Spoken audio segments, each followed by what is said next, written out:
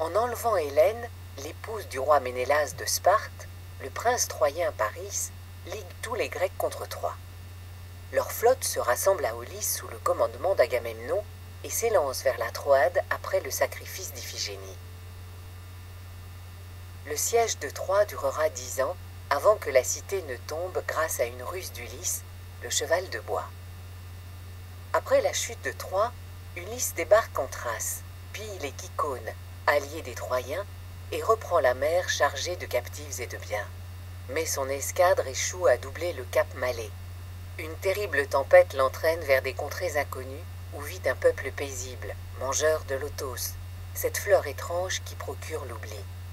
Ulysse embarque en hâte et aborde au pays des Cyclopes, puis croise jusqu'au royaume d'Éole, le maître des vents.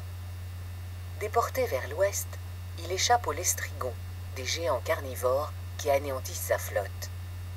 Ulysse n'a plus qu'un seul navire quand il accoste chez Circé.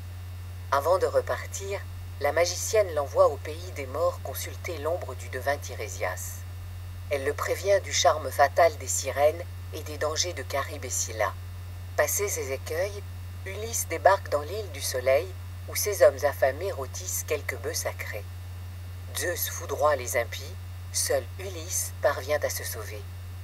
Agrippé au mât brisé, il dérive jusqu'à l'île de Calypso, au bout du monde, où la nymphe le retient 7 ans. Sur un radeau, il gagne l'île des Phéaciens qui le reconduisent à Ithaque. Mais après 20 ans d'absence, une centaine d'hommes convoitent son trône et sa femme. Déguisé en mendiant, Ulysse triomphe des épreuves imposées aux prétendants qu'il massacre avant de reprendre possession de son palais. À travers toutes ces péripéties, Homère retrace l'interminable retour d'Ulysse.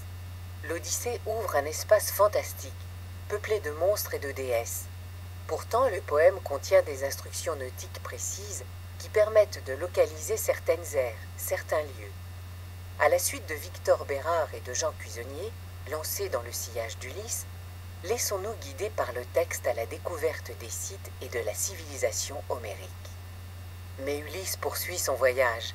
Depuis Homère, l'homme aux 1000 visages et aux 1000 déguisements n'a cessé de se métamorphoser à travers la littérature et l'art.